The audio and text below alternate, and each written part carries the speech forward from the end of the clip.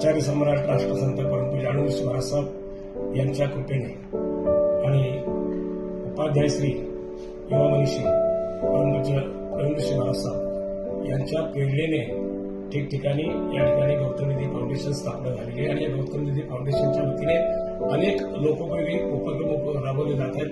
त्यापैकी हा एक उपक्रम आरकेएल डायग्नोस्टिक सेंटर यांच्या सहयोगातून आरकेएल डायग्नोस्टिक सेंटर या ठिकाणी 1 वर्षापूर्वी सुरू झालं. 1 वर्षामध्ये शेकडो आमच्या रुग्णांना त्याचा निश्चितपणे मोठा फायदा झालेला आहे आणि याचं सगळ्यात महत्वाचं कारण गौतम निधी फाउंडेशन आरकेएल ग्रुप या सगळ्यांची युनिटी जी आहे ती सगळ्यात महत्वाची आहे. कार्यकर्त्यांची युनिटी अतिशय या ठिकाणी कामाला आली आणि त्यामुळेच हे 1 वर्षभर अतिशय यशस्वीपणे हे डायग्नोस्टिक सेंटर चालू झालेलं आहे. एकीचं जीवनामध्ये प्रत्येक ठिकाणी महत्व असतं आणि त्याबद्दल मी एवढंच म्हणेन फक्त की alone I can smile together we can लाव.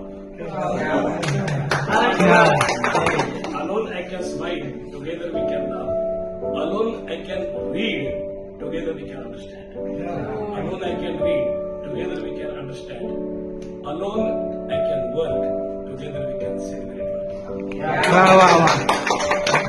खऱ्या अर्थानं आरकेएल डायग्नोस्टिक सेंटरचं सेलिब्रेशन माझ्या दृष्टीनं महत्वाचं आहे, आमच्या सगळ्यांच्या दृष्टीने की वर्षभर अतिशय आपल्या सेवेच्या बाबतीत एक वेगळा ठसा या भागात त्या सेंटरनी आमच्या सगळ्या गौतम निधीच्या कार्यकर्त्यांनी निश्चितपणे अतिशय मेहनत करून आणि चांगल्या पद्धतीनं डायग्नोस्टिक सेंटरचा दर्जा जो आहे कायम ठेवलेला आहे आणि त्यामुळे काही मल्टीनॅशनल कंपन्यांची सुद्धा त्यांची अग्रीमेंट झालेली आहे. ती विशेष आनंदाची गोष्ट आहे.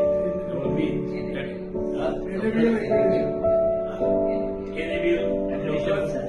एनएबीएल ऍक्रेडिशन मिळणार हा फार मोठी अचिव्हमेंट असेल की निश्चितपणे यापुढे डायग्नोस्टिक सेंटर जे आहे जनतेच्या सेवेमध्ये दिवसेंदिवस अशा प्रकारच्या सेवा आणि सर्व्हिस चांगल्या पद्धतीने वृद्धिगत होईल आणि एक चांगलं डायलिसिस सेंटर म्हणून जनमानसामध्ये या डायलिसिस सेंटरची प्रतिमा जी आहे ती अजूनही उंचावेल.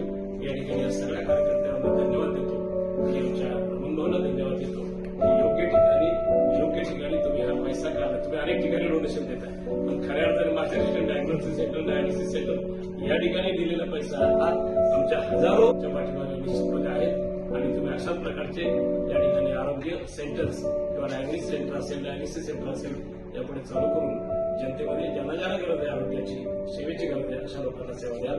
मी पुन्हा एकदा सगळ्या कार्यकर्त्यांना तुमच्या सगळ्या मित्रांना धन्यवाद देतो.